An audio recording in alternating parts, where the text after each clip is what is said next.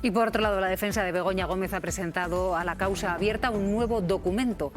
Con este documento que aporta, busca explicar la falta de regulación que existe en torno a la figura de la mujer del presidente del Gobierno, pero que por costumbre se ha entendido que necesita subrayar algún tipo de personal de apoyo.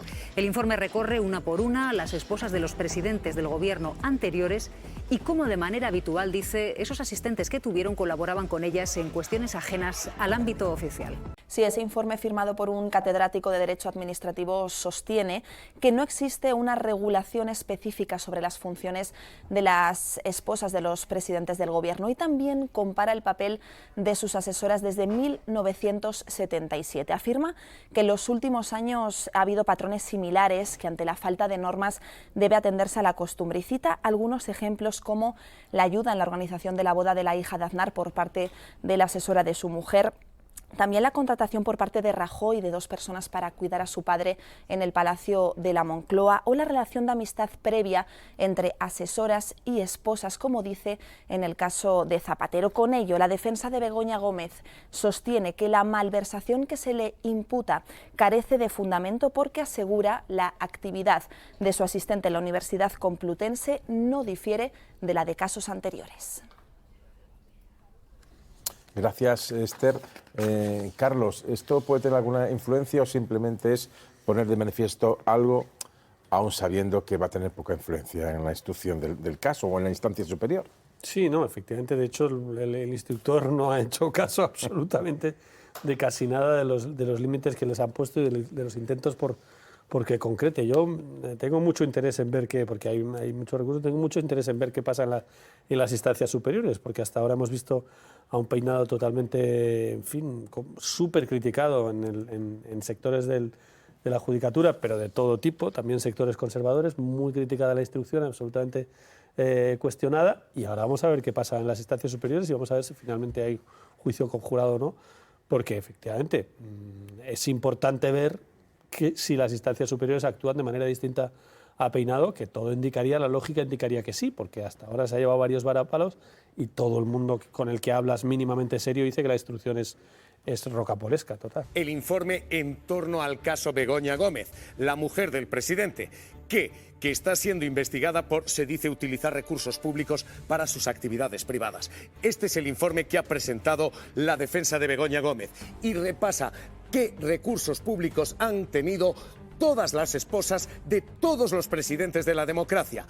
Todas ellas lo han tenido, desde la mujer de Adolfo Suárez, que tenía, dice ese informe, un minúsculo despacho de buhardillas de palacio y una secretaria que se encargaba, recursos públicos, a la mujer de Leopoldo Calvo Sotelo, que recoge la propia documentación de Moncloa, tenía una especie de gabinete particular, vestidor, despacho personal, a la esposa de Felipe González, que Carmen Romero era, además de esposa, profesora y luego fue miembro de la ejecutiva y responsable. Y tenía no solamente asignación, gente, secretaría, sino que tenía además personal de la Moncloa para su papel institucional.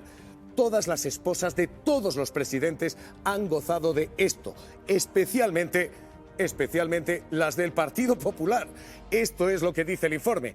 La batería de personas que acompañaban a Ana Botella, secretaria, jefa de gabinete y las labores en las que lo acompañaban, porque a Ana Botella se la ayuda en los preparativos de la boda de su hija, se la ayuda en una rotura de su falda, en un desfile de moda.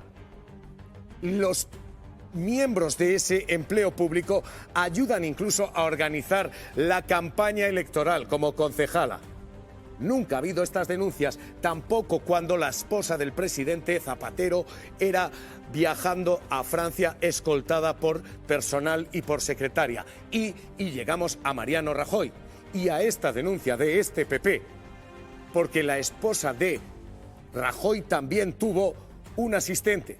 Ese asistente es diputado en la actualidad, se llama Jaime de los Santos, el chico para todo, lo llamaba El Confidencial, que publicaba esta fotografía, la de Jaime de los Santos cargando con las bolsas de la compra. Este es ahora mismo el historial que se acaba de presentar.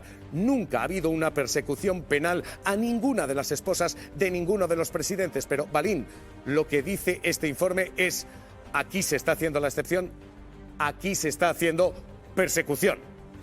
Hombre, el asunto fundamental de la defensa de Begoña Gómez es que ahora tiene que rebatir delito por delito, y son 4 los indicios que el juez Peinado considera que son suficientes para continuar el procedimiento por el Tribunal del Jurado. Y el primero es la malversación, Javier. Todo lo que estamos hablando de este informe pericial tiene que ver efectivamente con la malversación y la contratación de la asesora de Begoña Gómez, Cristina Álvarez, para sus actividades privadas, según el juez Peinado, algo que la defensa rebate con este informe diciendo 2 cosas. Una, que no hay una regulación específica para la figura de la mujer del presidente del Gobierno, y que tampoco hay una regulación específica para la asesora o las asesoras con las que han contado no solo Begoña Gómez, sino, como bien has dicho, el resto de esposas de los presidentes del Gobierno en democracia. Con lo cual va a ser un informe muy relevante, no solo porque lo va a tener que leer el juez Peinado y tomar una decisión al respecto, sino porque se entregará también, o tendrá que ser, digamos, un elemento de análisis en los recursos que la Audiencia Provincial debe resolver en el caso de Begoña Gómez.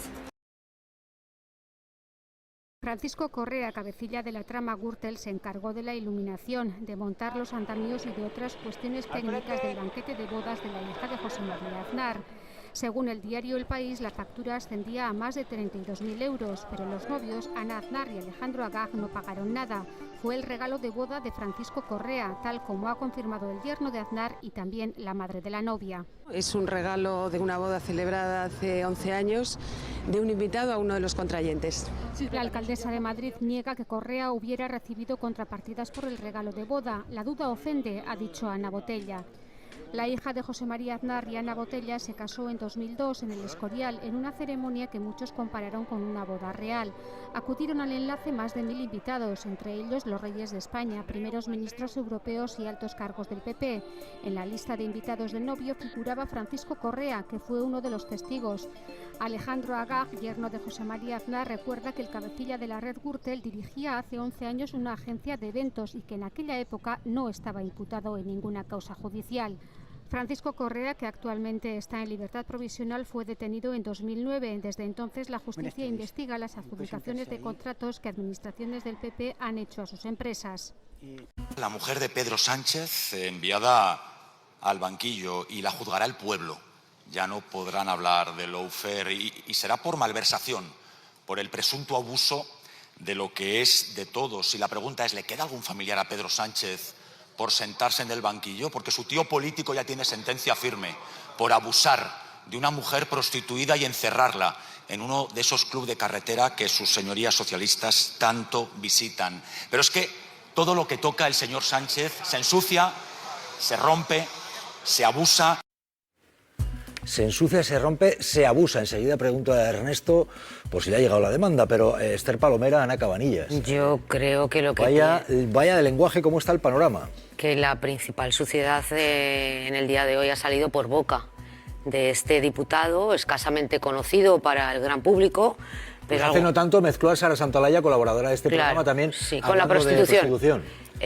No, decía que es un gran desconocido para la opinión pública, pero no para los medios y para la política.